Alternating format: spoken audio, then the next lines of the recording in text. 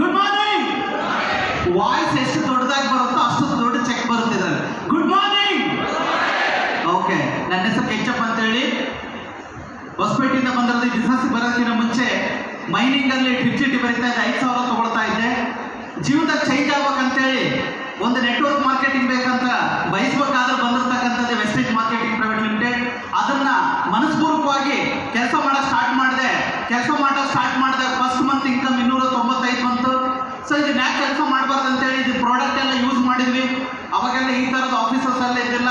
But ನಮಗೆ ಅವತ್ತಿಗೆ ಒಂದು beautiful ಆಗಿರ್ತಕ್ಕಂಥ ಈ ಇವೆಂಟ್ ನೋಡ್ತಾ ಇದ್ವಿ. ಎಲ್ಲಂದ್ರೆ ಮಲ್ಲಿಗೆ ಹೋಟೆಲಲ್ಲಿ ಸುಮಾರು 300 ಜನ ಇದ್ರು. ಇಷ್ಟು ಜನ ಇದು ನಂಬರ್ 100% ನಾವು ಬೆಳಿಬೋದು ಅಂತೇಳಿ ಈ ಬಿಸ್ನೆಸ್ ಆಯ್ಕೆ ಮಾಡ್ಕೊಂಡೆ. ಲಾರಿನ ಸೈಡಿಗೆ ಸರಿಸಿದೆ, ವೆಸ್ಟೇಜ್ನ ಫುಲ್ ಟೈಮ್ ಮಾಡಿದೆ. ಯಾಕಂದ್ರೆ ಲಾರಿ ಓನರ್ಗೆ ಮಾಡ್ತಾ ಇದ್ದೆ. ಆ ಟೈಮಲ್ಲಿ ಕೆಲಸ ಸಿಗ್ತಿದ್ದು. ಆದ್ಮೇಲೆ ಏನು ಮಾಡಿದೆ, ಫುಲ್ ಟೈಮ್ ಮಾಡ್ತಾ ಹೋದ ತಕ್ಷಣ ಗುಡ್ ಮಾರ್ನಿಂಗ್. ವಾಯ್ಸ್ ಎಷ್ಟು ದೊಡ್ಡದಾಗಿ ಬರುತ್ತೋ ಅಷ್ಟೊಂದು ದೊಡ್ಡ ಚೆಕ್ ಬರುತ್ತೆ ಇದರಲ್ಲಿ. Good morning. ಓಕೆ, ನನ್ನ ಹೆಸರು ಕೆಚ್ಚಪ್ಪ ಅಂತ ಹೇಳಿ. ಹೊಸಪೇಟೆಯಿಂದ ಬಂದಿರೋದು. ಬಿಸ್ನೆಸ್ ಬರೋದಕ್ಕಿಂತ ಮುಂಚೆ ಮೈನಿಂಗ್ ಅಲ್ಲಿ ಡ್ರಿಪ್ ಚೀಟಿ ಬರೀತಾ ಇದ್ದೆ, 5,000 ತಗೊಳ್ತಾ ಇದ್ದೆ. ಜೀವನದಾಗ ಚೇಂಜ್ ಆಗ್ಬೇಕಂತೇಳಿ ಒಂದು ನೆಟ್ವರ್ಕ್ ಮಾರ್ಕೆಟಿಂಗ್ ಬೇಕಂತ ಬಯಸ್ಬೇಕಾದ್ರೆ ಬಂದಿರತಕ್ಕಂಥದ್ದು wastage marketing private limited.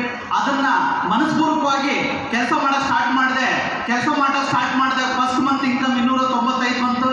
So ಇದನ್ನ ಯಾಕೆ ಕೆಲಸ ಮಾಡಬಾರ್ದು ಅಂತೇಳಿ ಇದು ಪ್ರಾಡಕ್ಟ್ ಎಲ್ಲ ಯೂಸ್ ಮಾಡಿದ್ವಿ.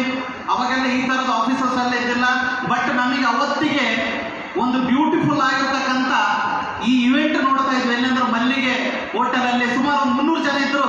ಇಷ್ಟು ಜನ ಇದು ನಂಬರ್ 100% ನಾವು ಬೆಳಿಬೋದು ಅಂತೇಳಿ ಈ ಬಿಸ್ನೆಸ್ ಆಯ್ಕೆ ಮಾಡ್ಕೊಂಡೆ. ಲಾರಿನ ಸೈಡಿಗೆ ಸರಿಸಿದೆ, ವೆಸ್ಟೇಜ್ನ ಫುಲ್ ಟೈಮ್ ಮಾಡಿದೆ. ಯಾಕಂದ್ರೆ ಲಾರಿ ಓನರ್ಗೆ ಮಾಡ್ತಾ ಇದ್ದೆ.